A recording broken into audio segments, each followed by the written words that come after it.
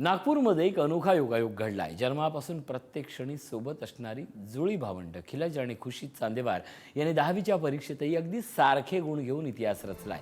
97.8 इतके भक्कम गुण मिळवत या जुळ्या भावंडांनी सिद्ध केलंय की स्पर्धा असो वा सहकार्य, खरी ताकद एकमेकांना साथ देण्यात आहे. बहिणीनं सोशल स्टडीजमध्ये भावाला मागे टाकलं तर भावानं गणितात बहिणीपेक्षा जास्त गुण मिळवले. पण अंतिम निकालात दोघांचे गुण सारखेच आले. आज 10वीचा निकाल जाहीर झालेला आहे आणि या निकालात नागपुरातील एक जुडवा बहीण भाऊ आहेत ज्यांनी एकसारखे मार्क घेतलेले आहेत. आपल्यासोबत आहेत चांदेवार बहीण भाऊ खुशी आणि खिलत. खुशी, किती मार्क मिळाले तुला? 97.8. आणि खिलत तुला? 97.8%. म्हणजे दोघेही तुम्ही जुळवा, सोबत अभ्यास करायचे. हो, कधी कधी सकाळी करायचो आणि शेवटी शेवटी सोबत केला.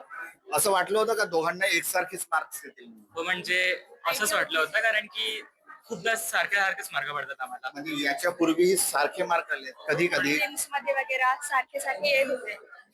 पण इतके सारखे नाही आले आहेत म्हणून नवीन असं वाटलं. म्हणजे एकदम 97.8. 97.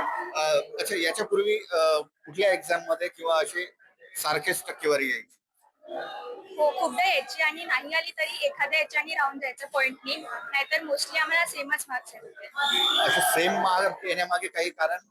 आता ते माहिती नाही, आता जुळे असून म्हणून येत असतील किंवा यांची आई पण इथे आहे. काय वाटतं आज 97 म्हणजे 97% मार्क मिळालेले आहेत, दोघांनाही एकसारखे मार्क मिळाले. लहानपणापासून बघते तुम्ही? हो, त्यांना एक जण फर्स्ट असतो तर दुसरा सेकंड असतो, मग नेक्स्ट टाइम हा फर्स्ट आला तर ती सेकंड असते.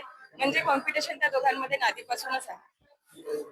तर त्याच्यामुळे आणि आता सारखे मार्क्स आहेत, ते जुळे आहेत, त्यांना मार्क्स पण जुळे आले, आम्हाला खूप आनंद. आता भांडण वगैरे होतं त्याच्यात? हो, तुझं ना माझं जुळे ना, तुझ्या विना कर्मे ना, असं. पुढे काय आता, म्हणजे दोघंही एकाच फील्ड मध्ये जाणार? हो हो, एकाच फील्ड मध्ये जाणार. आता जेईची तयारी करतो. तू? मी पण म्हणजे हा, आणि त्यानंतर मग UPSC चे प्रिपरेशन. काय काय काय पुढे काय विचार केला? आधी आम्हाला JEE द्यायचे, तिथून ग्रॅज्युएट करायचं आणि नंतर UPSC द्यायचे. दोघांनाही? हो हो, म्हणजे आधी स्ट्रॉंग ग्रॅज्युएशन आणि मग त्यानंतर कॉम्पिटेटिव्ह एक्झाम्स. खूप खूप धन्यवाद. जितेंद्र शिंगाडे, पुढारी न्यूज, नागपूर.